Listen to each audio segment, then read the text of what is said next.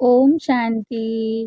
29 सितंबर 2025 के ईश्वरीय महावाक्य है, मुरली का सार। मीठे बच्चे, बाप आए हैं तुम्हें ज्ञान का तीसरा नेत्र देने, जिससे तुम सृष्टि के आदि मध्य अंत को जानते हो। प्रश्न है, शेरनी शक्तियां ही कौन सी बात हिम्मत के साथ समझा सकती हैं?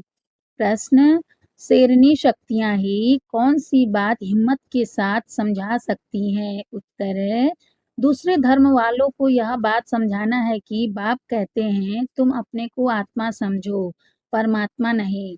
आत्मा समझकर बाप को याद करो तो विकर्म विनाश होंगे, तुम मुक्ति धाम में चले जाएंगे। परमात्मा परमात्मा समझने से परमात्मा समझने से तुम्हारे विकर्म विनाश नहीं हो सकते। यह बात बहुत हिम्मत से शेरनी शक्तियां ही समझा सकती हैं। समझाने का भी अभ्यास चाहिए। गीत है, नयनहीन को राह दिखाओ। अच्छा, मीठे मीठे सिकिलधे बच्चों प्रति माता पिता बाप दादा का याद प्यार और गुड मॉर्निंग। रूहानी बाप की रूहानी बच्चों को नमस्ते। हम रूहानी बच्चों की रूहानी माता पिता बाप दादा को याद प्यार गुड मॉर्निंग।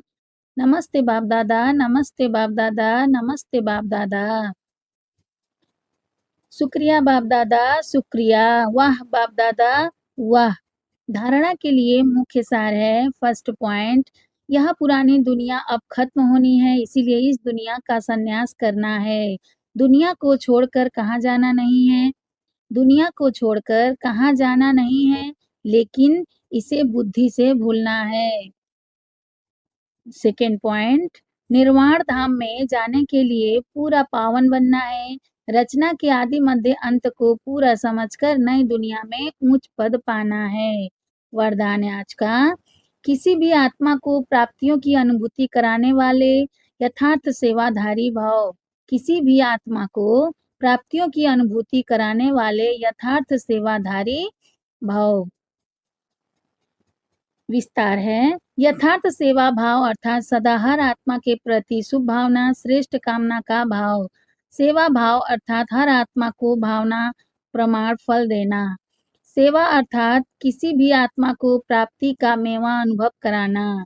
ऐसी सेवा में तपस्या साथ साथ है। ऐसी सेवा में तपस्या साथ साथ है। जहाँ यथार्थ सेवा भाव है, वहाँ तपस्या का भाव अलग है, अलग नहीं।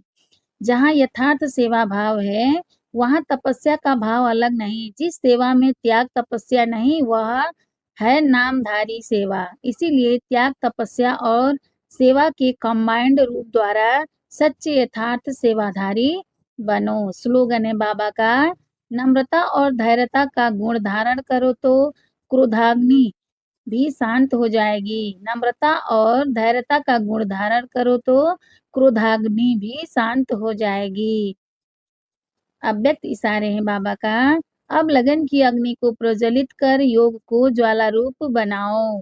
विस्तार है, अभी निर्भय ज्वालामुखी बन प्रकृति और आत्माओं के अंदर जो तमोगुण है उसे भस्म करो। अभी निर्भय ज्वालामुखी बन प्रकृति और आत्माओं के अंदर जो तमोगुण है उसे भस्म करो। तपस्या अर्थात ज्वाला स्वरूप याद।